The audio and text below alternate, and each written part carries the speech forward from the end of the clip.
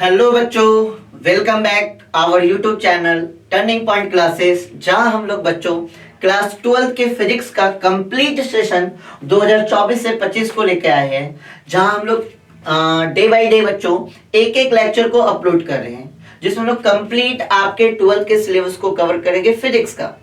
आज का जो टॉपिक है बच्चों वो है हमारा कूलम्ब्स लॉ, जो electric charge and electric field का मोस्ट इंपॉर्टेंट टॉपिक माना जाता है बच्चों। अगर कोई बच्चे कूलम्ब्स लॉ को अच्छे से समझ लेते हैं तो इसके बाद जो आने वाला टॉपिक होगा बच्चों वो बहुत ही ज्यादा इजी होने वाला है। तो मोस्ट इंपॉर्टेंट टॉपिक जो है हमारे इस सेशन का या इस चैप्टर का वो क्या है बच्चों? Coulomb's law. अब स्टार्ट जो हम लोग कर रहे हैं बच्चों कूलम्ब्स लॉ, तो उसमें जानेंगे कि कूलम्ब्स लॉ में हमें पढ़ना क्या है, या कूलम्ब्स लॉ जो है बच्चों वो हमें देता क्या है। तो कूलम्ब्स लॉ में बच्चों हम लोग पढ़ने वाले हैं कूलम्ब फोर्स के बारे में। किसके बारे में? कूलम्ब फोर्स के बारे में। कूलम्ब्स लॉ से हमें क्या मिलेगा बच्चों? कूलम्ब फोर्स, या इसके और एक नाम से जानते हैं इलेक्ट्रोस्टैटिक फोर्स। और यहां से बच्चों आपका न्यूमेरिकल का सेशन स्टार्ट होगा, जहां हम लोग बढ़िया बढ़िया न्यूमेरिकल लगाएंगे। तो कूलम्ब फोर्स को समझना मोस्ट इंपॉर्टेंट है, ताकि आप अच्छे टाइप के क्वेश्चन को सॉल्व कर सके, अच्छे अच्छे न्यूमेरिकल को सॉल्व कर सके। इसके लिए कूलम्ब्स लॉ का इंपॉर्टेंस बहुत ज्यादा है। तो हमें सबसे पहले टारगेट करना है कि कूलम्ब्स लॉ क्यों पढ़ते हैं और कूलम्ब्स लॉ में हमें पढ़ना क्या है, किन के बारे में जानना है। तो बच्चों ध्यान में रखना है कि कूलम्ब्स लॉ में हमें किसके बारे में पढ़ना है? कूलम्ब फोर्स के बारे में। अब ये कूलम्ब फोर्स लगता किसके बीच है? तो कूलम्ब फोर्स बच्चों दो चार्ज के बीच लगता है। याद कीजिए, हमने चार्ज की प्रॉपर्टी आपको पढ़ाई थी। चार्ज की प्रॉपर्टी हमने ये पढ़ाया था बच्चों कि अगर किसी भी दो चार्जेस को पास पास रखा जाता है तो लाइक चार्जेस क्या करते हैं बच्चों? रिपेल करते हैं। लाइक चार्जेस क्या करते हैं? रिपेल करते हैं। और अनलाइक चार्जेस बच्चों क्या करते हैं? अट्रैक्ट करते हैं। तो रिपल्शन और अट्रैक्शन जहां पे भी हो रहा है बच्चों, वहां क्या लग रहा है आपका? फोर्स। बिना फोर्स के तो रिपल्शन में नहीं होगा और बिना फोर्स के आपके अट्रैक्शन में नहीं होगा। तो जब भी दो चार्जेस होता है बच्चों, तो वो क्या करता है? या तो उस पे रिपल्शन का फोर्स लगाता है या तो अट्रैक्शन का फोर्स लगाता है। ये फोर्स है क्या? इसी फोर्स का नाम क्या रखा गया है बच्चों? Coulomb force. अब ये कैसे आपका ड्राइव होगा इसकी बात करते हैं, ध्यान दीजिएगा। According to Coulomb's law, the magnitude of force of attraction और रिपल्शन, मतलब कूलम्ब्स लॉ के अकॉर्डिंग जो फोर्स का मैग्नीट्यूड है, फोर्स ऑफ अट्रैक्शन या force of repulsion between any two point charges, कोई भी दो पॉइंट चार्जेस के बीच में, तो हम बच्चों कंसीडर कर लेते हैं कि हमारे पास दो पॉइंट चार्जेस है। कैसे चार्जेस है? Point charges. ये मोस्ट इंपॉर्टेंट है कि कूलम्ब्स लॉ जो आपका एक्ट होता है वो एक्ट होता है पॉइंट चार्जेस के बीच में। ठीक है, तो हमारे पास कैसे चार्जेस है? Point charges. एक का नाम देते हैं Q1 और दूसरे का नाम देते हैं बच्चों Q2। Point charges at rest, ये भी लाइन ध्यान में रखना है। ये जो कूलम्ब फोर्स लग रहा है पहले ये पॉइंट चार्जेस के बीच में लग रहा है, और चार्जेस कैसे होना चाहिए? रेस्ट। क्योंकि बच्चों हमारा जो यूनिट है वो यूनिट है इलेक्ट्रोस्टैटिक्स, जहां हम लोग चार्ज के बारे में स्टडी करते हैं एट रेस्ट। तो कूलम्ब फोर्स भी लगता है पॉइंट चार्जेस के बीच में, लेकिन चार्जेस कैसे होने चाहिए बच्चों? रेस्ट में होने चाहिए। तो यहाँ पे चार्जेस आपके क्या में बच्चों? रेस्ट में है। ठीक है, अब ये जो आपके चार्जेस है Q1 और Q2, इनके बीच का जो डिस्टेंस है बच्चों वो डिस्टेंस है R। इनके बीच का डिस्टेंस क्या है बच्चों? R। इनके बीच का डिस्टेंस क्या है? R। तो यहां पे अगर ध्यान दें, let R be the distance between two point charges Q1 and Q2। Q1 and Q2 के दो पॉइंट चार्ज के बीच का डिस्टेंस क्या है बच्चों? R। ठीक है, अब ध्यान दीजिएगा, तो इनके बीच लगने वाला फोर्स आपका कितना होगा? इन दो पॉइंट चार्जेस के बीच लगने वाला जो कूलम्ब फोर्स है बच्चों F is directly proportional to the product of the magnitude of charges. Directly proportional to the product of the magnitude of the charges. लगने वाला जो फोर्स है इन दो चार्जेस के बीच जो फोर्स है वो डायरेक्टली प्रोपोर्शनल है बच्चों इन दोनों चार्ज के मैग्नीट्यूड के प्रोडक्ट के, मतलब Q1 इंटू Q2 के। तो F डायरेक्टली प्रोपोर्शनल हो जाएगा बच्चों किसके? Q1 इंटू Q2 के। ठीक है। अब ये डायरेक्टली प्रोपोर्शनल का क्या मतलब है बच्चों, कहीं पे भी अगर डायरेक्टली प्रोपोर्शनल है बच्चों तो ध्यान देना है कि डायरेक्टली प्रोपोर्शनल का मतलब है कि अगर हम लोग चार्ज के मैग्नीट्यूड को इंक्रीज करते हैं, Q1 और Q2 की वैल्यू को बढ़ाते हैं, तो फोर्स की वैल्यू भी क्या हो जाएगी बच्चों, इंक्रीज हो जाएगी।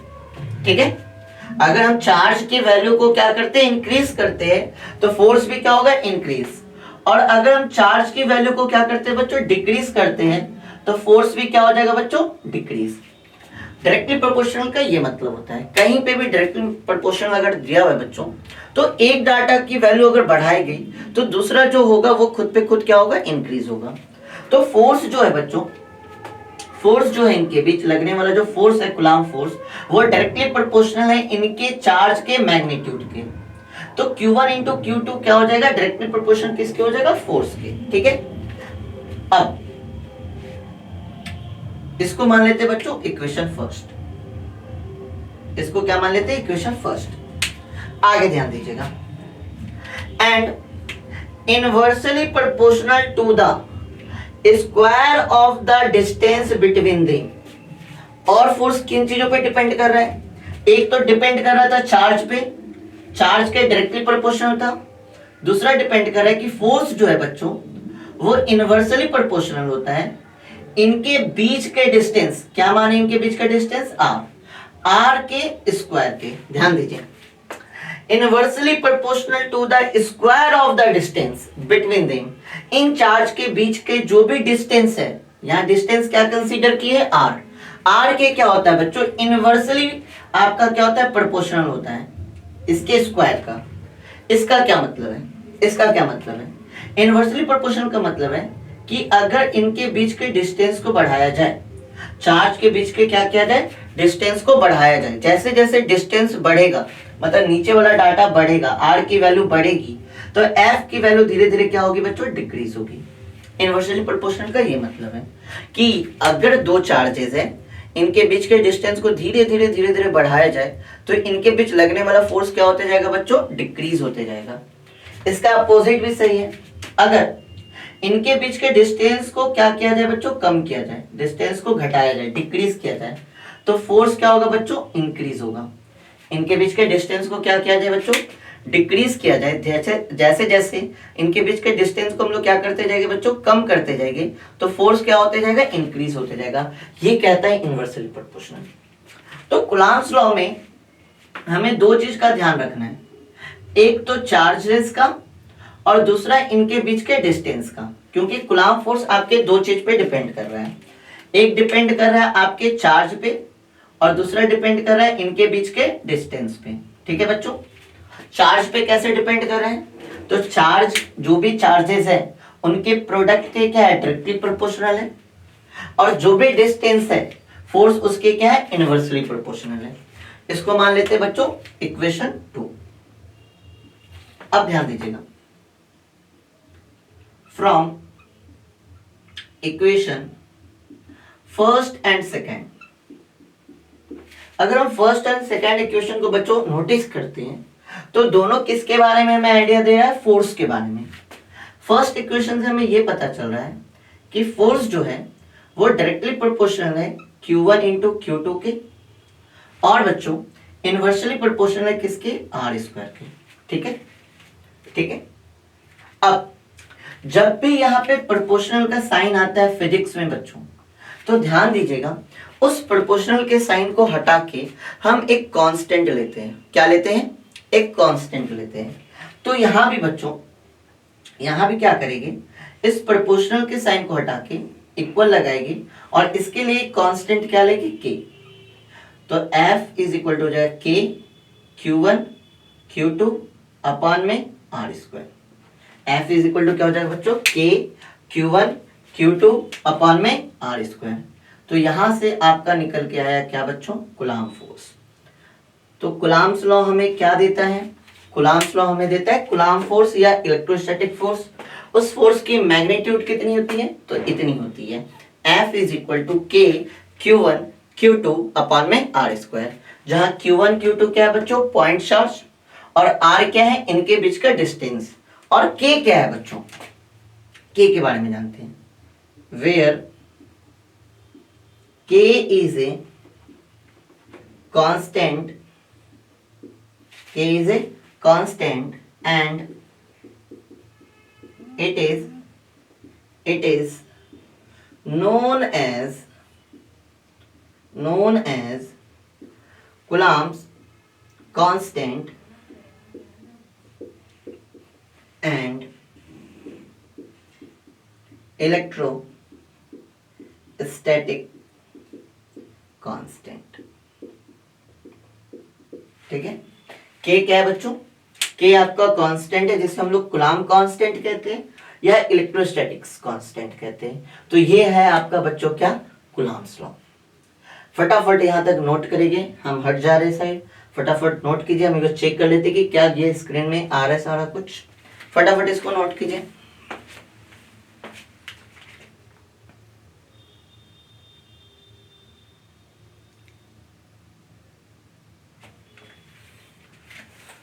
हाँ जी बच्चों, ठीक है, सारा कुछ ठीक है, आए समझ में? तो कूलम्ब्स लॉ हमें क्या देता है बच्चों? कूलम्ब फोर्स के बारे में नॉलेज देता है। और कूलम्ब फोर्स कितना होता है? F इज इक्वल टू के Q1 Q2 अपॉन में R स्क्वायर। और K क्या है बच्चों? Coulomb constant. ठीक है, K क्या है हमारा? Coulomb constant. यहां तक नोट हो गया? तो हमें आगे और भी चीजें जानना है कूलम्ब फोर्स के बारे में, जहां हम लोग डील करेंगे किसके बारे में? के के बारे में। कूलम्ब कांस्टेंट को लेके क्लास को आगे बढ़ेंगे। ठीक है, नोट कर ली, इरेज करें, इस पार्ट को इरेज करें बच्चों। चलिए,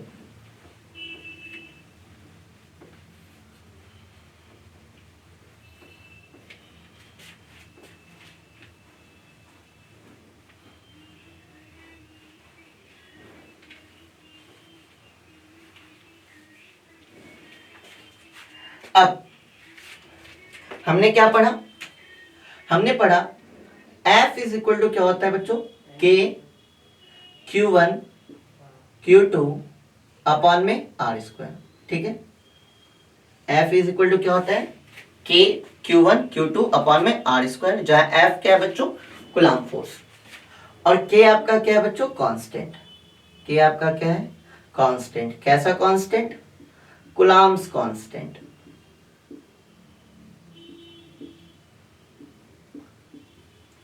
अब ये जो कूलम्ब कांस्टेंट है बच्चों, इसकी वैल्यू जो है वो क्या करती है? डिपेंड करती है। कूलम्ब कांस्टेंट की वैल्यू क्या करती है बच्चों? डिपेंड करती है। किन चीजों पे डिपेंड करती है? दो चीजों पे डिपेंड करती है। कूलम्ब कांस्टेंट की वैल्यू क्या करती है बच्चों? डिपेंड करती है। और कितनी चीजों पे डिपेंड करती है? दो चीजों पे। इस चीज का आपको ध्यान होना चाहिए कि कूलम्ब कांस्टेंट है, इसकी वैल्यू क्या करती है? डिपेंड करती है। किस पे डिपेंड करती है? ध्यान दीजिएगा, ये जो कूलम्ब कांस्टेंट है इसकी वैल्यू दो चीज पे डिपेंड करती है। एक डिपेंड करती है बच्चों सिस्टम ऑफ यूनिट पे, सिस्टम ऑफ यूनिट पे, और दूसरा डिपेंड करती है मीडियम पे। ठीक है, कूलम्ब कांस्टेंट की जो वैल्यू है बच्चों, ये डिपेंड करती है दो चीज पे। एक डिपेंड करती है सिस्टम ऑफ यूनिट पे और दूसरा डिपेंड करती है मीडियम पे। क्या मतलब है इसका, ये समझते हैं। सिस्टम ऑफ यूनिट का मतलब है बच्चों कि आप किस यूनिट का यूज कर रहे हैं, एसआई यूनिट का यूज कर रहे हैं या सीजीएस यूनिट का यूज कर रहे हैं। क्योंकि एसआई यूनिट और सीजीएस यूनिट में जो इसकी वैल्यू होती है ये क्या होती है? अलग अलग होती है। किसकी वैल्यू? के की वैल्यू। एसआई यूनिट में और सीजीएस यूनिट में के की वैल्यू क्या होती है? अलग अलग होती है। तो ये इंपॉर्टेंट हो जाता है बच्चों कि आप किस यूनिट का यूज कर रहे हैं। एसआई की यूज कीजिएगा तो वहां पे के की वैल्यू अलग होगी, सीजीएस की यूज कीजिएगा तो वहां पे के की वैल्यू क्या होगी? अलग होगी। पहली बात। दूसरी बात, आपका के की जो वैल्यू है वो डिपेंड कर रहा है किस पे? मीडियम पे। मीडियम मतलब कि आपने जो पॉइंट चार्जेस लिया है, दो पॉइंट चार्जेस लिया है, ये पॉइंट चार्जेस कहाँ है? कहाँ है मतलब किस मीडियम में है? क्या ये दो पॉइंट चार्जेस वैक्यूम में है, वैक्यूम में है, या आपके फ्री स्पेस में है, या ये दो पॉइंट चार्जेस किसी मीडियम में है? वो मीडियम आपका वाटर हो सकता है या ग्लास हो सकता है, किसी भी टाइप का मीडियम हो सकता है। तो ये भी मैटर करता है कि ये जो पॉइंट चार्जेस है ये कहाँ आपने प्लेस किया है। किस मीडियम में प्लेस्ड किया है, तो इन दो चीजों पे क्या करती है आपकी, डिपेंड करती है किसकी वैल्यू, के की वैल्यू। अब इन्हीं को लेकर हम आगे चलेंगे। पहले हम समझेंगे सिस्टम ऑफ यूनिट को, फिर हम समझेंगे मीडियम को, ठीक है। तो के की वैल्यू डिपेंड कर रही है दो चीजों पे, इन दोनों चीजों पे एक एक करके स्टार्ट करते हैं।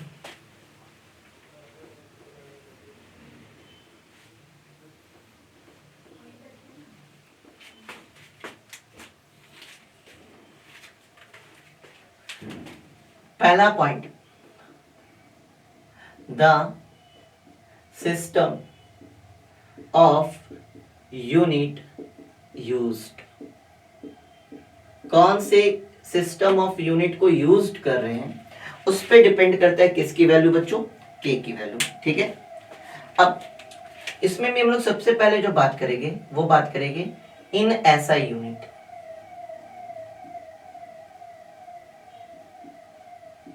किस पे बात करेंगे, एसआई यूनिट पे।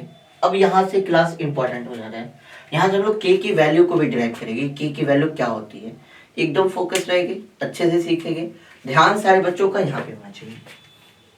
हमने पढ़ा है बच्चों कि F इज इक्वल टू होता है K Q1 Q2 अपॉन में R स्क्वायर, ठीक है। और K की जो वैल्यू होती है बच्चों SI यूनिट में, वो वैल्यू होती है 1/4 पाई एप्सिलॉन नॉट।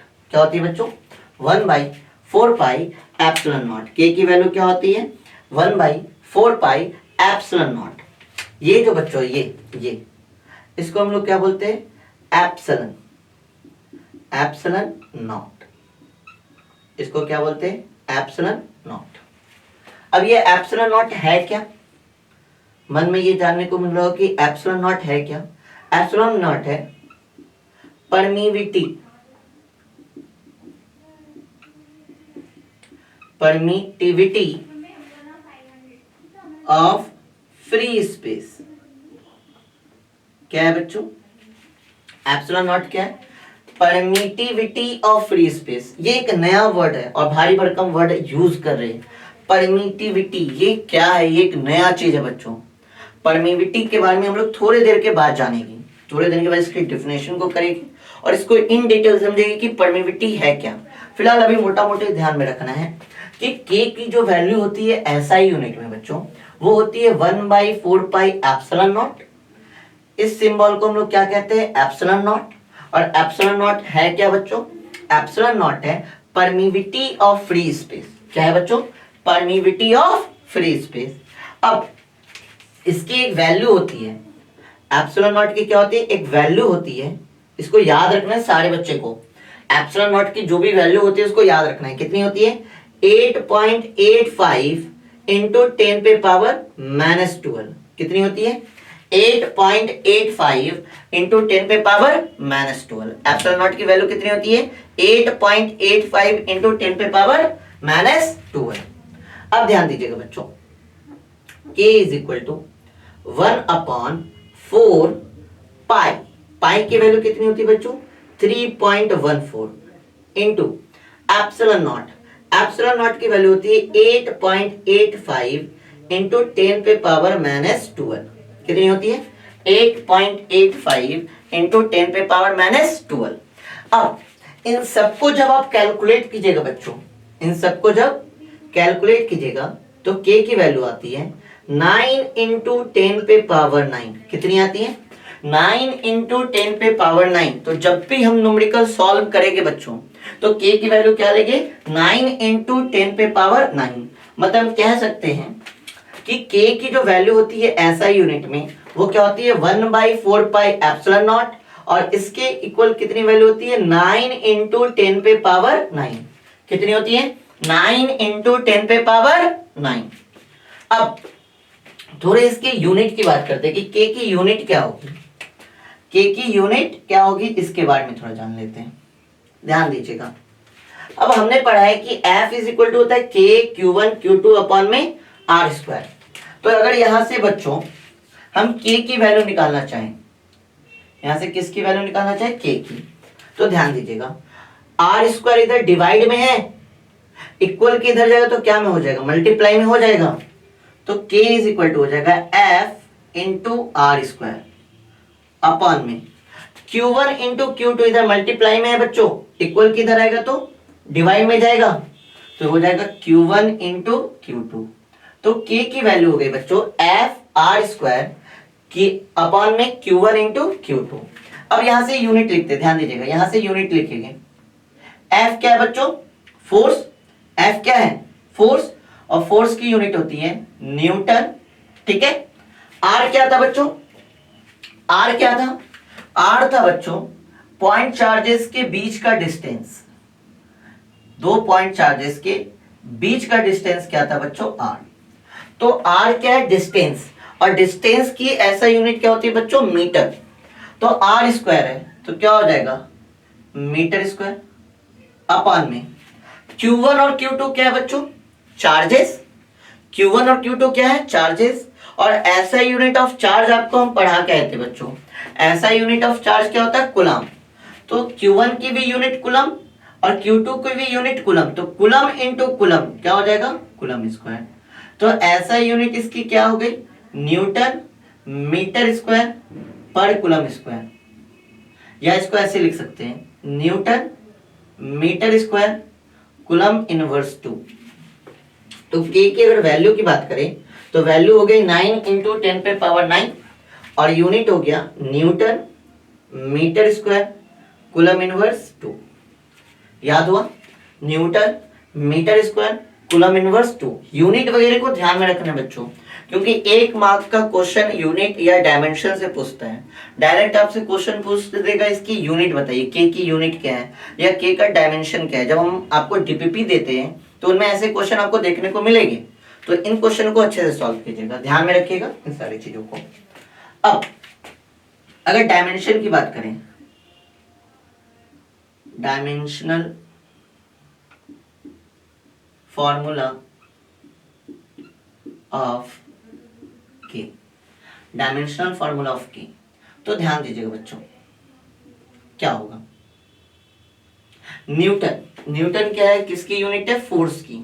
फोर्स का डायमेंशन क्या होता है बच्चों, फोर्स का डायमेंशन होता है M L T inverse 2 into में क्या है बच्चों, मीटर स्क्वायर। मीटर किसका यूनिट है, लेंथ का, डिस्टेंस का, और डिस्टेंस की डिस्टेंस का डायमेंशन क्या होता है एल, और मीटर स्क्वायर है बच्चों तो क्या हो जाएगा एल स्क्वायर अपॉन में coulomb square. Coulomb charge, charge का डायमेंशन बच्चों बताए हुए है, याद है सभी को, चार्ज का डायमेंशन होता है 80 और कूलम स्क्वायर है तो बच्चों क्या हो जाएगा ए स्क्वायर और इनटू में क्या हो जाएगा आपका टी स्क्वायर।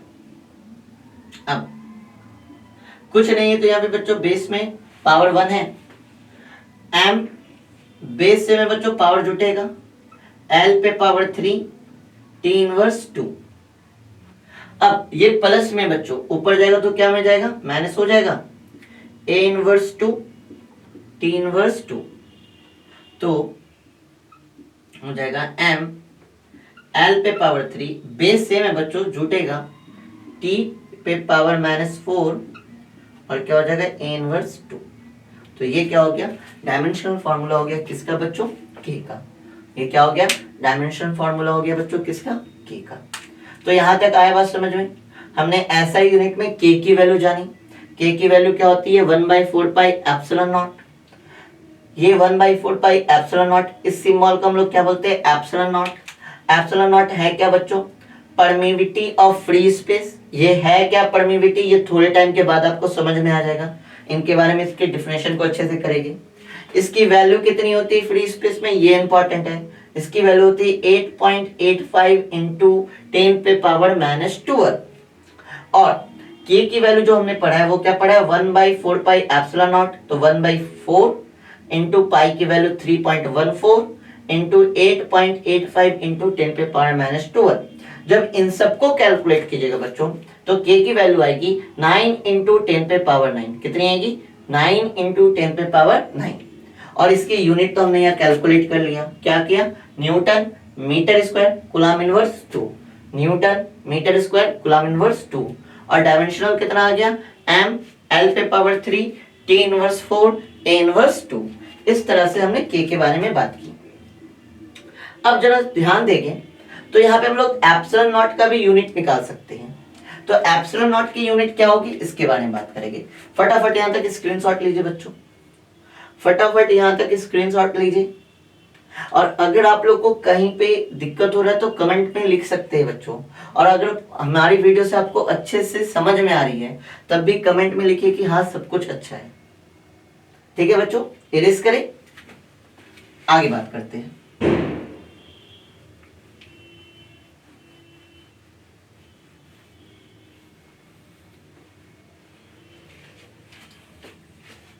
अब ध्यान दीजिएगा बच्चों, हमने अभी थोड़ा देर पहले पढ़ा कि k की वैल्यू क्या होती है 1/4 एप्सिलॉन नॉट। अब हम लोग एप्सिलॉन नॉट की यूनिट लिखने जा रहे हैं बच्चों। तो एप्सिलॉन नॉट यहाँ डिवाइड में इधर आएगा तो मल्टीप्लाई में, और k इधर इंटू में इधर आएगा तो बच्चों डिवाइड में क्या हो जाएगा 1/4 इंटू k। अब SI unit of epsilon not, SI unit of epsilon not.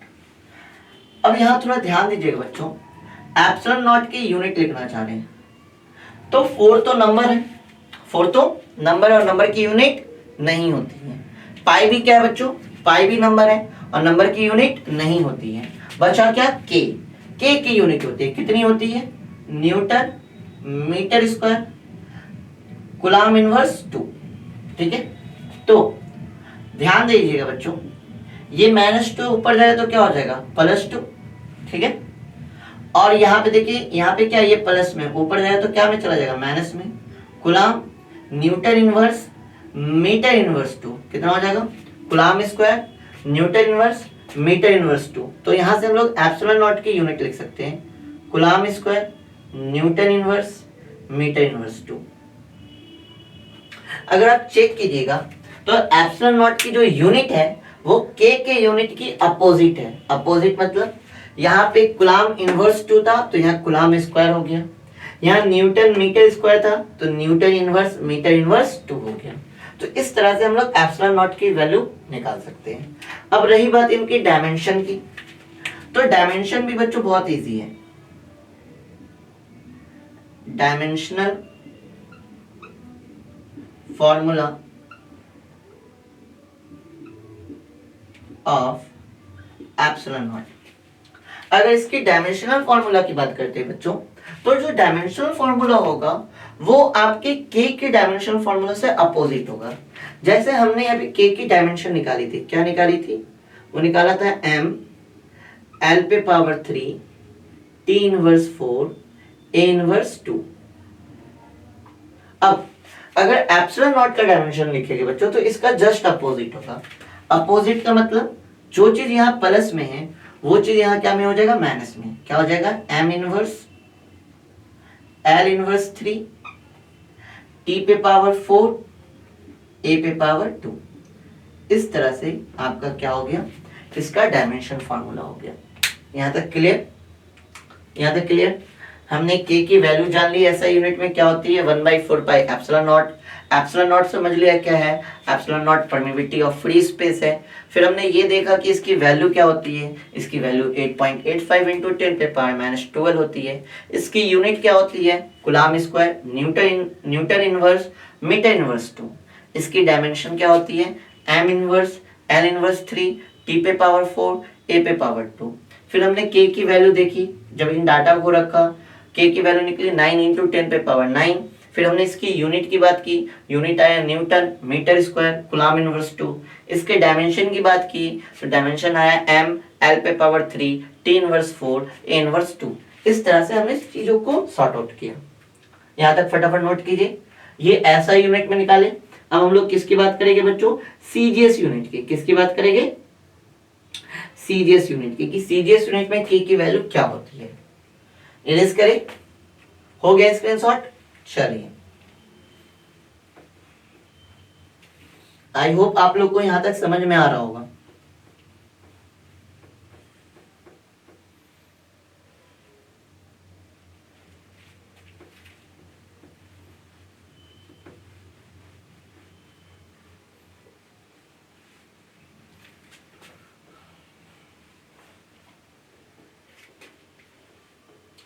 चलो ध्यान देते हैं।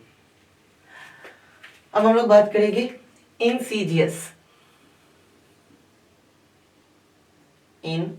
CGS unit.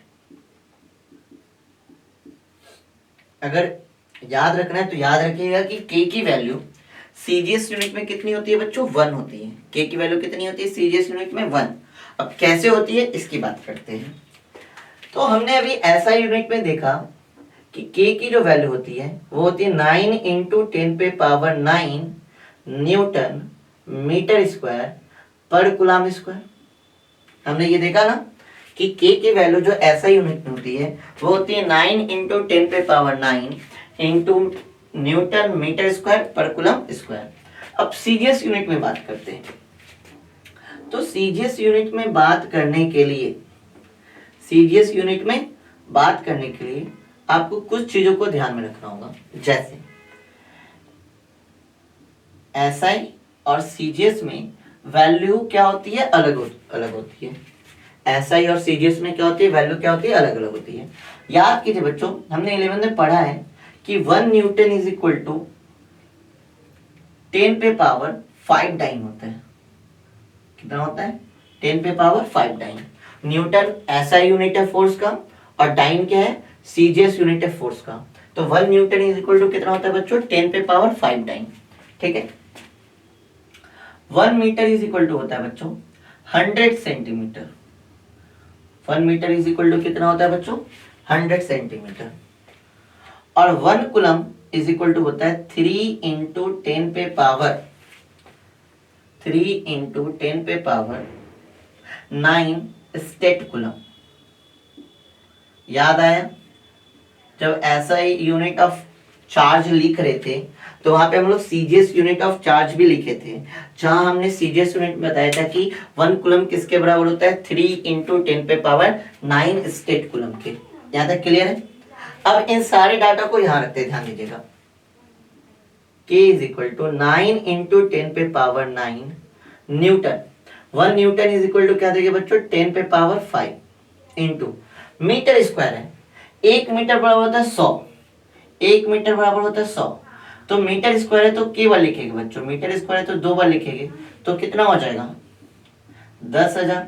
और 10,000 को क्या लिख सकते हैं, 10⁵4।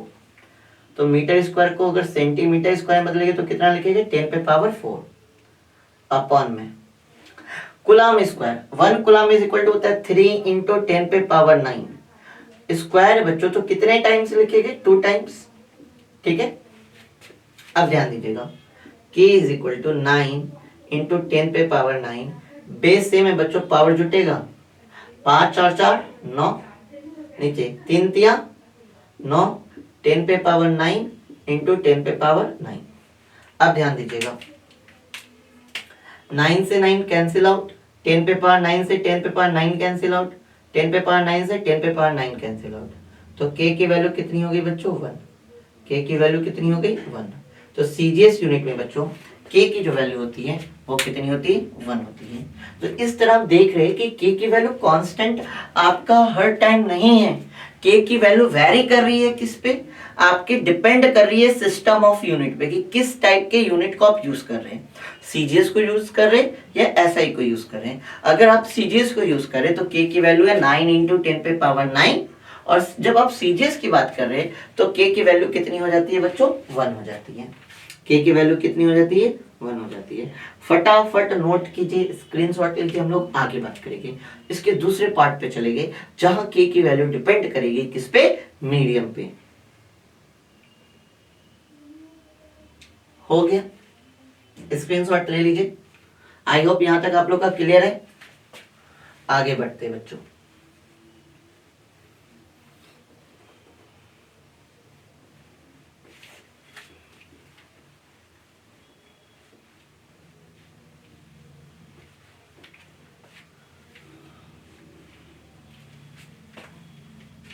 अब ध्यान दीजिएगा, दूसरा जो हमारा डिपेंड कर रहा है बच्चों, वो डिपेंड कर रहा है किस पे, मीडियम पे, कि किस मीडियम में आपका क्या रखा गया, चार्ज को रखा गया है। तो हमने फॉर्मूला जो पढ़ा है बच्चों, वो फॉर्मूला क्या पढ़ा है कि F इज इक्वल टू क्या होता है, K Q1 Q2 अपॉन में आर स्क्वायर। ठीक है, कितना होता है, एफ इज इक्वल टू के Q1 Q2 अपॉन में आर स्क्वायर। अब अगर ये जो आपका चार्जेस है, जो पॉइंट चार्जेस है, 2 पॉइंट चार्जेस, अगर इसे हम लोग वैक्यूम में रखते हैं, वैक्यूम मतलब हो गया फ्री स्पेस जहां कुछ भी नहीं है, स्पेस में वैक्यूम में रखते हैं, तो वैक्यूम में जब हम रख रहे हैं बच्चों, तो फोर्स का फॉर्मूला होगा 1/4 pi epsilon not into Q1 Q2 upon में आर स्क्वायर। ठीक है, इसको मान लीजिए इक्वेशन फर्स्ट। यहाँ पे एप्सिलॉन नॉट क्या है बच्चों,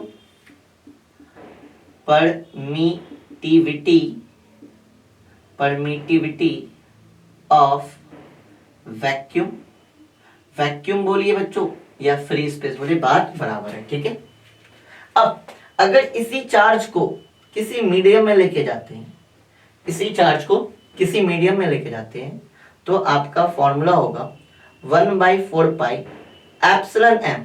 अब यहाँ पे जो एप्सिलॉन या परमिविटी जो लेंगे, वो क्या लेंगे, उस मीडियम का लेंगे जिस मीडियम में हमने चार्जेस को क्या रखा है, प्लेस्ड किया है, जहां हमने चार्ज को लाके रखा है जिस मीडियम में, उस मीडियम की परमिविटी की बात करेंगे। हालांकि परमिविटी हम बोल रहे हैं, परमिविटी क्या होता है ये थोड़ी देर में आपको समझ में आएगा। ठीक है, तो 1/4 pi epsilon M into Q1 Q2 upon में आर स्क्वायर, इसको इक्वेशन 2 बोलते हैं।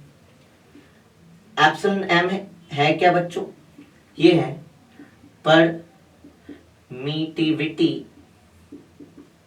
Of medium.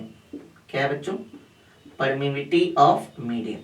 ठीक है, अब ध्यान दीजिएगा, तो वैक्यूम में है तो फोर्स का फॉर्मूला अलग है, के की वैल्यू अलग है, मीडियम में है तो के की वैल्यू क्या है, अलग है।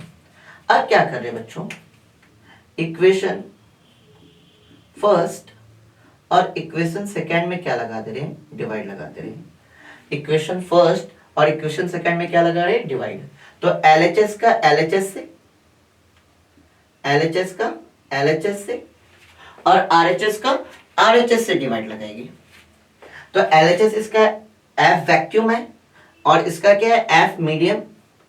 इसका LHS क्या है बच्चों, 1/4 pi epsilon naught into Q1 Q2 upon में आर स्क्वायर।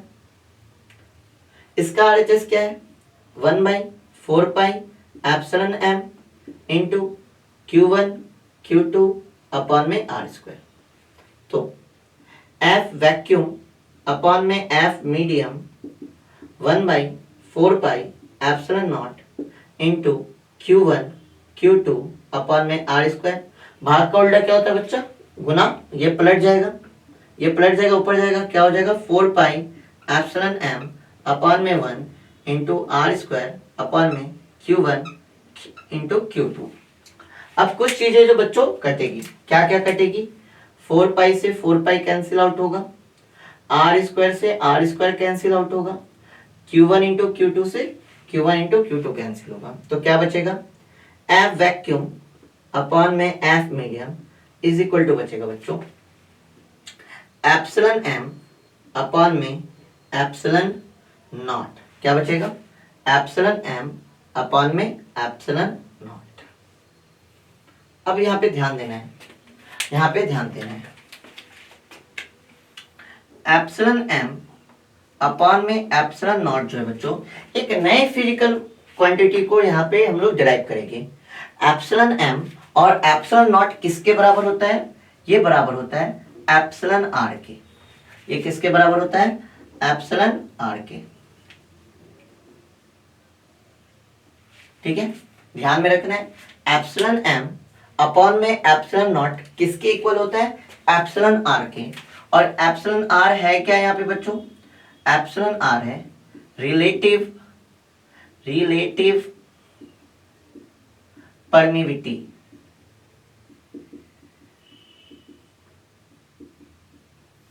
ठीक है, एप्सिलॉन आर क्या है बच्चों, आपका रिलेटिव परमिविटी। इस चीज का ध्यान रखना है कि एप्सिलॉन आर क्या है, आपका रिलेटिव परमिविटी।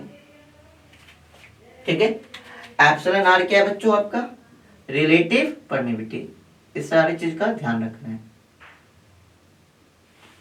ठीक है, तो यहां से ध्यान देते हैं,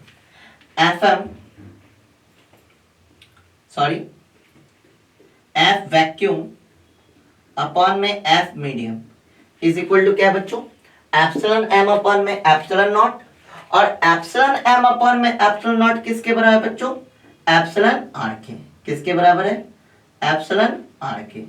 तो यहां से ये सारे फॉर्मूले आपको याद होने चाहिए बच्चों, जहां जहां हम भी बॉक्स कर रहे, बॉक्स बना रहे, वो सारे पॉइंट आपको क्या होने चाहिए, याद होना चाहिए। तो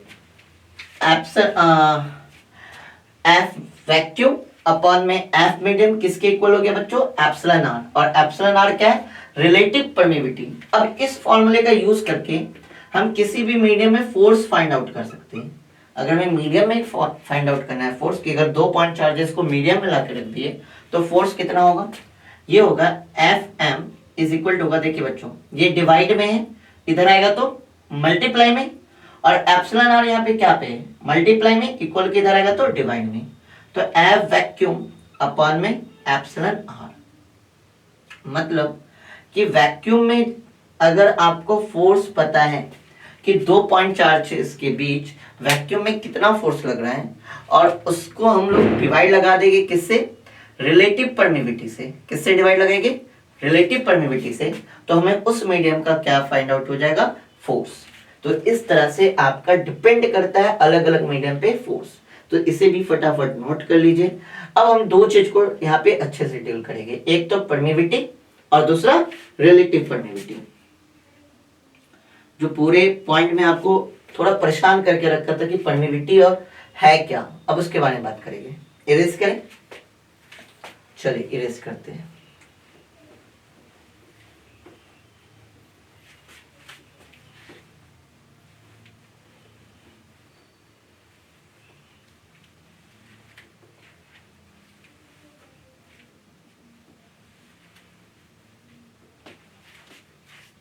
अब सबसे पहले हम लोग परमिटिविटी और रिलेटिव परमिटिविटी है क्या इसको समझते हैं, इसके डिफिनेशन को पहले लिख लेते हैं, ठीक है, ध्यान दीजिएगा।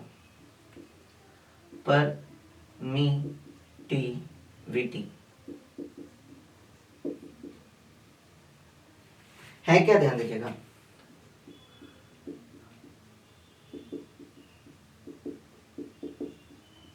Permittivity is the property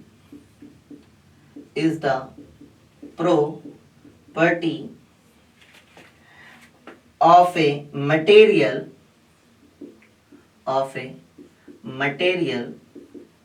or a medium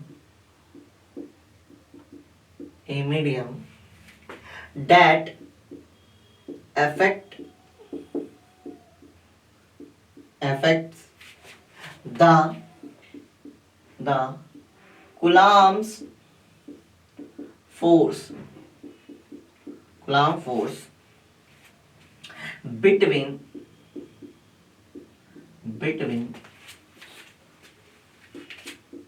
two point charges when placed in that medium,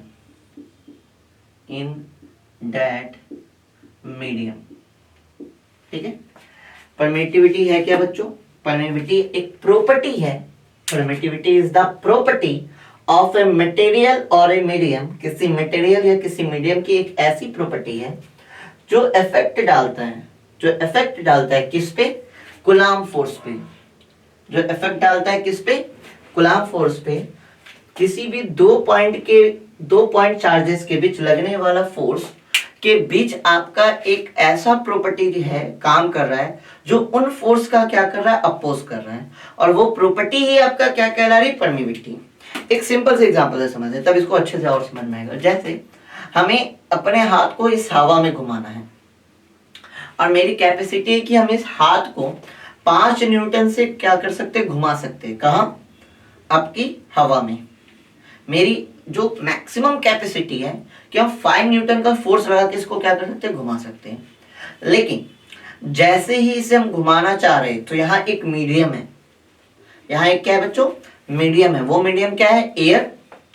वो मीडियम क्या है यहाँ पे? एयर। तो जैसे हम अपने हाथ को 5 न्यूटन से घुमाना चाह रहे थे, तो ये एयर मेरे हाथ के मूवमेंट का क्या करेगा? अपोज। जो भी एयर पार्टिकल्स हैं, एयर मॉलिक्यूल्स हैं, वो मेरे हाथ, जब हम इसको मूव कर रहे थे अपने हाथ को अपने मैक्सिमम कैपेसिटी से, तो ये एयर क्या कर रहा था? जो फोर्स के द्वारा हम अपने हाथ को मूव कर रहे थे, उस फोर्स का क्या कर रहा था बच्चों? अपोज। ठीक है। अगर सेम चीज को मीडियम को चेंज करते हैं, एयर की जगह हम पानी में जाते हैं, पानी में घुमाते हैं। मेरी कैपेसिटी कितनी थी? 5 न्यूटन की। मैक्सिमम कैपेसिटी क्या थी? 5 न्यूटन की। लेकिन जब एयर में घुमाए तो ये कितने से घुमा? 4 न्यूटन से। 1 न्यूटन का कौन अपोज किया? एयर। हाथ के मूवमेंट का 1 न्यूटन से कौन अपोज किया? एयर। अब सेम चीज को हम कहा जा रहे हैं बच्चों? पानी में। जब पानी में अपने हाथ को घुमा रहे थे, मेरी जो कैपेसिटी थी वो थी 5 न्यूटन की। लेकिन जब पानी में घुमा रहे थे बच्चों, तो हमें एक रिजल्ट जो मिला वो क्या मिला? 3 न्यूटन का। तो पानी के जो भी पार्टिकल्स थे वो हमें क्या किए? मेरे हाथ के मूवमेंट में या हाथ के थ्रू जो फोर्स लग रहा था, उस फोर्स का क्या किए? अपोज किए। ठीक इसी प्रकार परमिविटी एक ऐसी प्रॉपर्टी है किसी मटेरियल या किसी मीडियम की, जो क्या करता है बच्चों? 2 पॉइंट चार्जेस के बीच लगने वाले कूलाम्ब फोर्स को अपोज करता है या कूलाम्ब फोर्स पे इफेक्ट डालता है। इफेक्ट डालना मतलब कि इन दोनों पॉइंट चार्जेस के बीच लगने वाले फोर्स का क्या करता है? अपोज करता है। और वो प्रॉपर्टी जो अपोज करता है 2 पॉइंट चार्जेस के बीच लगने वाले कूलाम्ब फोर्स का, वही प्रॉपर्टी आपका क्या कहलाता है बच्चों? परमिविटी। वो प्रॉपर्टी क्या कहलाता है आपका? परमिविटी। अब यहां से डिफिनेशन पढ़िए, अब सब कुछ इजी है। Permittivity is the property of a material or a medium that affect the Coulomb force between 2 point charges when placed in that medium। जब हम उस मीडियम में रखते हैं, तो उस मीडियम में रखने पर जो 2 पॉइंट चार्जेस के बीच एक फोर्स, जो कूलाम्ब फोर्स इस पे लग रहा है, उसका जो इफेक्ट कर रहा है जो प्रॉपर्टी, वही प्रॉपर्टी आपका क्या है बच्चों?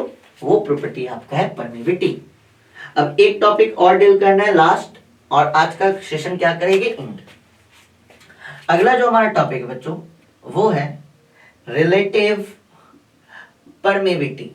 क्या है? रिलेटिव परमिविटी। हालांकि ये बहुत इजी है, ये बहुत इजी है। इसके बारे में हम लोग अभी थोड़ी देर पहले जान चुके हैं कि रिलेटिव परमिविटी है क्या। ध्यान दीजिएगा, अच्छे से समझिएगा।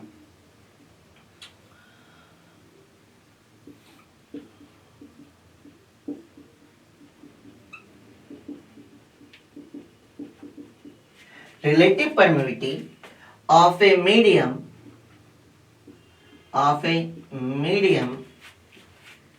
is defined as the ratio of permeability in medium to the permeability in space or vacuum between the same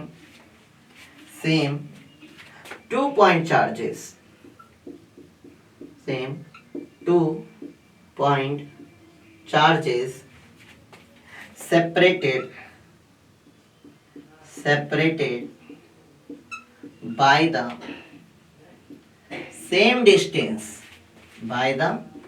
same distance, चलिए बच्चों ध्यान देते हैं क्या है रिलेटिव परमिविटी।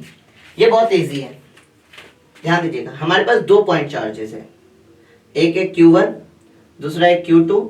इनके बीच का डिस्टेंस क्या है? R। तो रिलेटिव परमिविटी है क्या?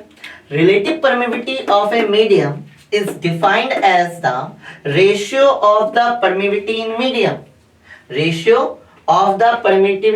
Medium, to the permittivity in space or vacuum between the same 2 point charges separated by the same distance। मतलब जब ये दोनों पॉइंट चार्जेस को हम r डिस्टेंस पे किसी मीडियम में रखे थे तो उस मीडियम का रिलेटिव परमिविटी, सॉरी उस मीडियम का परमिविटी, और जब इसी दो पॉइंट चार्जेस को सेम डिस्टेंस पे वैक्यूम में रखे थे उसकी परमिविटी एप्सिलॉन नॉट। इन दोनों का रेशियो जो है, इन दोनों का रेशियो क्या है, क्या कहलाता है आपका बच्चों, रिलेटिव परमिविटी। तो permittivity in medium upon permittivity in space is called relative permittivity. ठीक है बच्चों, इसको हम लोग क्या कहते हैं, रिलेटिव परमिविटी। किसी मीडियम का परमिविटी और आपकी स्पेस की परमिविटी की रेशियो को हम लोग क्या कहते हैं बच्चों, रिलेटिव परमिविटी। और फॉर्मूला क्या आएगा, epsilon R is equal to बच्चों एप्सिलॉन एम अपॉन में एप्सिलॉन नॉट। ठीक है, तो आज के लिए बच्चों इतना ही रहने देते हैं। आज हम लोग यहीं तक डील करेंगे जहां हमने कुलाम्स लॉ को समझा। कुलाम्स लॉ से हमने कुलाम फोर्स को जाना जिसकी वैल्यू क्या थी, F इज इक्वल टू के Q1 Q2 upon are square. फिर हमने देखा कि K की वैल्यू किन किन चीजों पे डिपेंड करती है उनको समझा, और लास्ट हमने समझा परमिविटी एंड रिलेटिव परमिविटी। तो आज का सेशन बच्चों यहीं तक रहेगा, कल हम लोग बढ़ेंगे आगे। बट जाते जाते एक चीज कहते जा रहे हैं कि जिन भी बच्चों को इनका नोट्स चाहिए, क्लास के जो भी नोट्स हैं, हैंड रिटन नोट्स आपको चाहिए, तो आप हमारे इस नंबर पे मैसेज कर सकते हैं। मैसेज करने पे आपको क्या कर दिया जाएगा, नोट्स प्रोवाइड कर दिया जाएगा कि एग्जाम में किस तरह से लिखना है। ठीक है बच्चों, साथ ही साथ अगर आप नंबर पे मैसेज करते हैं तो आपको डेली बेसिस पे डीपीपी दिया जाएगा, टेस्ट आपका होगा, सारा कुछ आपको क्या मिलेगा बच्चों, फ्री ऑफ कॉस्ट। क्या मिलेगा, फ्री ऑफ कॉस्ट। तो जो भी बच्चे क्लास 12 के हैं, जो 2024 से 25 के बोर्ड की प्रिपरेशन कर रहे हैं, उनके लिए ये आपका क्या है, सब कुछ फ्री है। आप वीडियो को अच्छे से वॉच कीजिए, हमारे वीडियो को लाइक कीजिए, कमेंट कीजिए, चैनल को सब्सक्राइब कीजिए और अपने दोस्तों के साथ शेयर कीजिए जो 2024 से 25 बोर्ड के प्रिपरेशन कर रहे हैं, उनके लिए ये बहुत इंपॉर्टेंट है। चलिए बच्चों यहीं तक रहने देते हैं, कल बढ़ेंगे आगे।